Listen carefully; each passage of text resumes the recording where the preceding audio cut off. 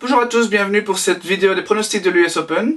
Comme vous le voyez, je suis seul aujourd'hui, bien Joël a pris quelques jours de vacances bien mérités, mais je vous rassure, il sera très rapidement de retour, et normalement, sauf contre-temps, il sera là pour faire le débriefing dans quelques jours.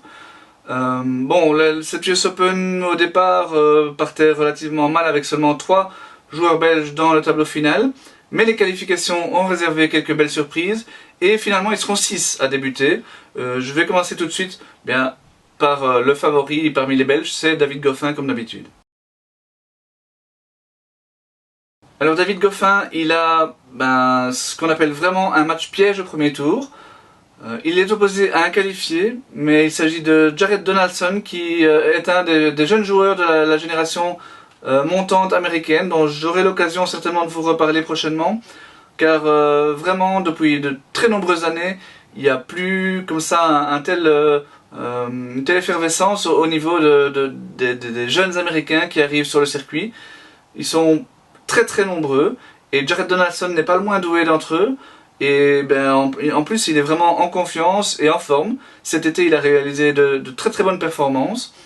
Par exemple, c'est pas la première fois qu'il sort des qualifications. Cet été, c'est déjà la 4e fois en 5 tournois. Et à chaque fois, il n'a pas perdu au premier tour. Donc c'est assez inquiétant pour David. Il a poursuivi son parcours d'un tour, parfois deux. Il a battu Fonini, par exemple, à Toronto. Il a également inquiété Wawrinka pendant 3 sets à Cincinnati, donc vraiment un joueur en pleine ascension. Il a en plus remporté ses 3 matchs de qualification assez facilement. Il est super en forme, super en confiance, et vraiment David va devoir se méfier de ce jeune joueur qui n'a que 19 ans, qui est encore 122e mondial je pense, qui aura 20 ans au mois d'octobre, et qui a vraiment tout l'avenir devant lui, et on en entendra parler certainement dans les années qui viennent, peut-être pas encore à cette US Open, on espère évidemment que David l'empêchera d'aller plus loin, mais c'est un joueur d'avenir et David va devoir vraiment se méfier. Au deuxième tour, David pourrait rencontrer une vieille connaissance en la personne de Viktor Troicki. On se souvient du traumatisme que Troicki avait été pour David en début de carrière avec ce match en Coupe Davis où David avait vraiment eu les cartes en main pendant 2 sets et demi et avait laissé le Serbe revenir et s'imposer. Par la suite, David avait vraiment connu une année noire au niveau des résultats et avait chuté au classement.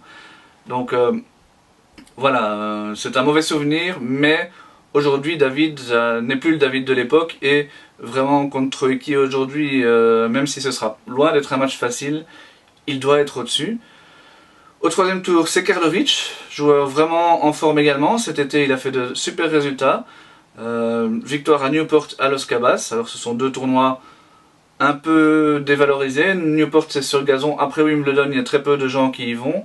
Los Cabos, avec les Jeux Olympiques qui commençaient le même week-end que la finale, il y a très peu de joueurs qui y ont été évidemment. Mais ça reste quand même de belles performances. Et il a également été en finale à Washington, qui est un ATP 500 nettement plus relevé. Donc vraiment Karlovic en confiance. On le sait, grand serveur, très difficile à retourner. Donc c'est pas un match gagné d'avance non plus pour David. Et par la suite, il pourrait rencontrer Nishikori en 8e. S'il passe en quart, ce serait Murray. Donc les choses vraiment compliquées, les grandes échéances commenceraient à ce moment-là, à partir des 8e de finale pour Nishikori notamment. En fait, le problème de David, ça va surtout être sa forme à lui. On le sait, il est un petit peu déçu à l'US Open. Également à Cincinnati, à l'US Open, pardon, aux Jeux Olympiques, il a légèrement déçu. À Cincinnati aussi, il restait sur quelques bons résultats avant.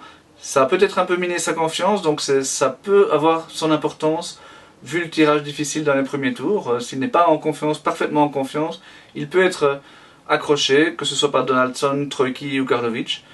Mais bon, le David en confiance, le David de Roland Garros de Wimbledon, normalement, doit au moins aller jusqu'en 8e.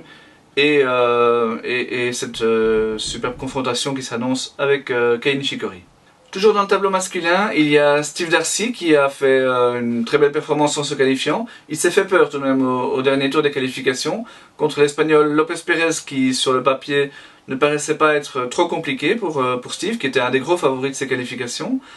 Lopez Pérez l'a quand même poussé au tie-break du dernier set et même Steve ne s'en est sorti que 18 dans ce tie-break du dernier set. Donc vraiment de grosses sueurs pour Steve. Mais voilà, le plus dur est fait. Il est qualifié. Il a un premier tour vraiment à sa portée, hein, un petit peu comme à Roland Garros, contre Jordan Thompson qui est un Australien bon joueur. Il est 92e mondial, il n'a pas eu besoin de passer par les qualifications ni d'obtenir une invitation. Donc il est tableau final direct, ça reste toujours un danger. Mais je dirais que comme Steve, pour l'instant, ces dernières années, vu la blessure de Steve, il est surtout un joueur de challenger. Hein. Cette saison, Thompson, il a disputé 22 tournois. 15 étaient des challengers. Et hormis une victoire au Challenger de Cherbourg sur dur indoor assez relevé, le reste de ses meilleurs résultats, il les a connus en Asie ou en Océanie, qui sont des challengers un peu moins forts, en tout cas au niveau de la participation des meilleurs joueurs. Donc voilà, Thompson, 92e, c'est peut-être un classement un petit peu surévalué. Je pense que la différence entre lui et Steve, qui est un petit peu en dehors du top 100 mondial, est vraiment très faible, surtout que Steve, sans ses blessures, on le sait, serait nettement mieux classé que ça. Donc voilà, un premier tour vraiment abordable pour Steve. Ensuite, au deuxième tour, c'est John Isner, qu'on ne présente plus, hein, il est tête de série numéro 20. Très bon joueur de dur, hein, et c'est vraiment sa meilleure surface. Service incroyable. Un jeu à côté, hein, on ne le précise pas assez, mais Isner, c'est vraiment pas que son service. Et ça va évidemment être très très compliqué pour Steve. Attention tout de même, John Isner n'est pas forcément gagnant de son premier tour. Il va rencontrer un autre jeune espoir américain de cette génération incroyable. Peut-être le plus doué de tous, le plus jeune aussi, un des plus jeunes aussi, c'est Frances Tiafoe. Voilà, Isner va avoir vraiment un match compliqué au premier tour. Ça peut jouer dans la balance pour Steve, même si, surtout si Isner perd évidemment ce premier tour, mais même s'il est poussé au 5e set, il va perdre de l'influx nerveux, et donc ça peut avoir une influence, cette confrontation difficile d'Isner au premier tour, et Steve n'est pas forcément d'office perdant malgré le niveau d'Isner pour ce deuxième tour, mais bon évidemment ça reste de toute façon un gros morceau dont il ne sera pas favori du tout. Chez les filles, je vais commencer par Kirsten Flipkens, tiens, puisque c'est notre joueuse la plus en forme et que bon, on l'avait un petit peu sous-estimée pour son parcours aux Jeux Olympiques, donc je lui dois bien ça. Malheureusement, ici de nouveau, comme au JO, elle a un très très très gros morceau au premier tour en la personne de Simona Halep. La Roumaine 5e mondiale est vraiment en forme depuis quelques mois. Hein. Elle a remporté 3 tournois, dont 2 tournois premiers, donc la première catégorie des tournois en dehors des Grands Chelems. C'était à Madrid et à Montréal. Elle a également donc gagné un 3e tournoi à Bastad. Elle a fait demi à Cincinnati, un autre tournoi premier. Elle a fait quart de finale à Wimbledon. Donc vraiment, ces dernières sorties, ces derniers mois, bon, elle a fait l'impasse sur les Jeux Olympiques, mais sinon ces dernières sorties sont vraiment très impressionnantes. Elle a été très forte, elle s'est montrée très sérieuse et elle a pas eu de contre-performance récemment. Donc vraiment pour Kirsten, c'est sans doute un morceau encore plus difficile que Venus Williams aux Jeux Olympiques. Après, ça reste Kirsten et on sait on a vu qu'elle peut vraiment battre quasiment tout le monde sur un match, et avec son jeu vraiment gênant, avec ses balles très travaillées, elle peut un petit peu inquiéter Simona Halep. Simona, ça lui est arrivé effectivement, je crois que c'est ce que beaucoup de monde va se dire, ça lui est arrivé de connaître des mauvaises performances, mais en Grand Chelem elle reste très régulière, hein, depuis début 2014, donc les 11 derniers Grand Chelem, elle a atteint une finale, 2 demi, 3 quarts, et n'a seulement perdu que 2 fois d'entrée de jeu, donc c'est quand même si dans les autres tournois il lui arrive parfois d'être battu précocement, c'est pas le cas, c'est rarement le cas en tout cas en Grand Chelem. Et bon, on va quand même citer, parce qu'on ne sait jamais, parce que Kirsten en est capable, les joueuses qu'elle peut rencontrer au deuxième tour. C'est un sacré deuxième tour aussi avec soit Lucie Safarova, soit la jeune Daria Gavrilova. Donc vraiment un parcours très compliqué pour Kirsten qui avait sur le papier des chances de faire un bon résultat pour cette US Open, mais vraiment un tirage très très compliqué pour elle. Notre numéro 1 belge chez les filles, c'est Janina Wickmayer. Elle a un tirage bien plus simple, en tout cas sur le papier, que Kirsten, puisqu'elle va rencontrer l'Allemande Görges. Alors Julia Görges, donc c'est une ancienne top 20 comme Janina, mais elle avait atteint ce niveau surtout grâce à des résultats sur terre battue. Elle avait gagné le tournoi de Stuttgart, elle avait atteint la demi-finale à Madrid, qui sont deux gros tournois qui lui avaient rapporté beaucoup de points, mais c'était sur terre battue. Cette année encore, elle a connu ses meilleurs résultats des demi-finales à Bastad, à Nuremberg, donc de petits tournois sur terre battue. Et elle avait également atteint une finale à Auckland, mais ça remonte au mois de janvier. C'était sur dur cette fois-ci, mais ça remonte vraiment à de nombreux mois. Donc vraiment pas une joueuse super en forme, pas une grande habitude non plus du dur. En Grand Chelem, elle n'a remporté que 2 matchs sur ses 5 derniers Grand Chelem. Et ben, elle a été battue au premier tour de ses 4 derniers US Open. Donc franchement, sur le papier, c'est un très très bon tirage pour Janina, on peut le dire. Après le deuxième tour, ben, c'est Venus Williams. On va dire la même chose à l'US Open, aux Jeux Olympiques. Bon, Venus, elle est vraiment en forme depuis le début de la saison. Elle est super motivée, elle va jouer devant son public ici. Voilà, ça reste peut-être une des favorites, en tout cas une des outsiders pour le titre. Donc ça va être très compliqué pour Janina. Mais on l'a vu aux Jeux Olympiques qu'elle peut aussi, malgré ses performances de ces derniers mois, malgré sa motivation, elle peut aussi perdre des matchs contre des joueuses moins bien classées. Et donc les chances ne sont pas nulles, loin de là pour Janina. Après, Vénus aura certainement à cœur de se rattraper de ce faux pas des Jeux Olympiques et donc ça va être compliqué pour Janina malgré tout. La belle surprise des qualifications de l'US Open chez les filles, c'est Elise Mertens qui a donc atteint pour la première fois de sa carrière le tableau final d'un Grand Chelem. Elle avait déjà atteint le dernier tour des qualifications à Wimbledon l'an dernier et à Roland-Garros cette année. Ici, elle a franchi le pas. Malheureusement, elle va également, comme Kirsten Flipkens, tomber sur un énorme morceau au premier tour en la personne de Gerbine Muguruza, qui est la gagnante pardon, de Roland Garros et qui est 3e mondiale. Elise Mertens, son manque d'expérience est évidemment criant. Elle n'a disputé que 3 rencontres face à des top 50 dans sa carrière, dans sa jeune carrière. Donc ces 3 rencontres c'était au mois de juin, elle n'en a remporté qu'une seule, c'était face à la 47e mondiale, donc très très loin d'être capable pour l'instant de battre la 3e mondiale. Muguruza, après son titre à Roland Garros, elle a un petit peu flanché.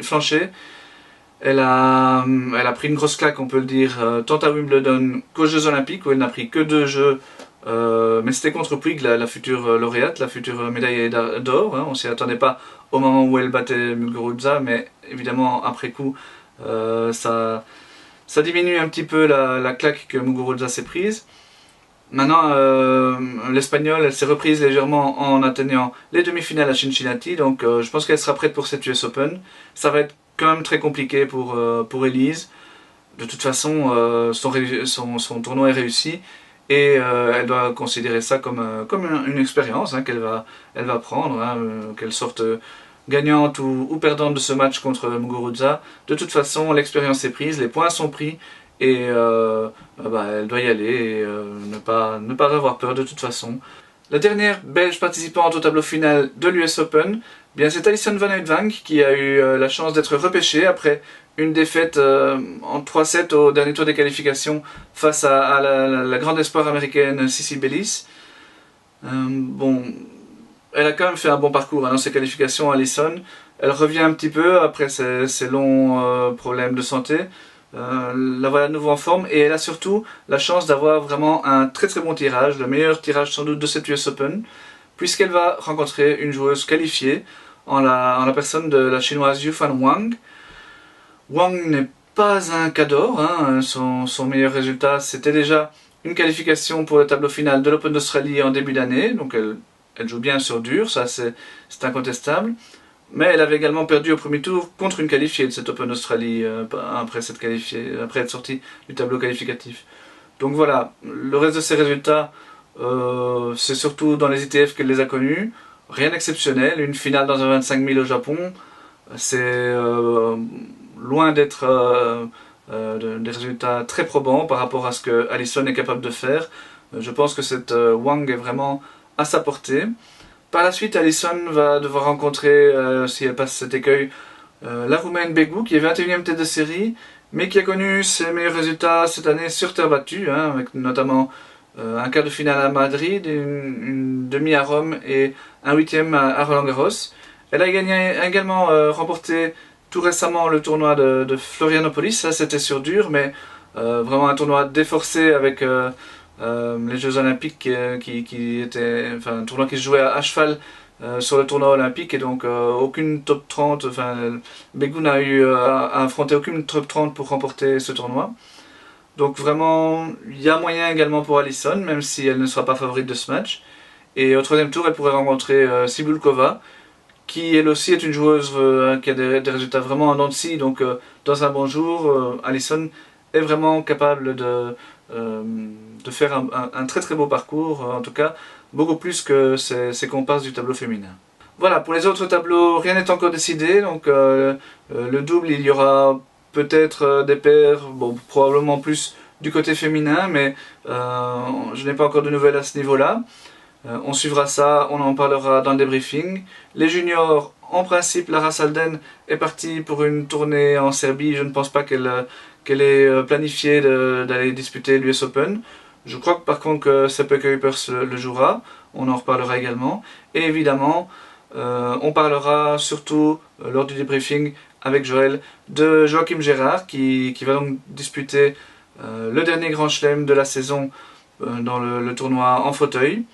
Et tout de suite après, il ira à Rio pour disputer les Jeux Olympiques, les Jeux Paralympiques. Donc deux gros morceaux pour lui, coup sur coup. Et ben, on va croiser les doigts pour lui. On espère vraiment un ou voire deux super résultats, super performances pour Joachim, qui a vraiment des chances d'aller loin dans les deux tournois. Donc on en reparlera avec Joël dans le débriefing. Salut!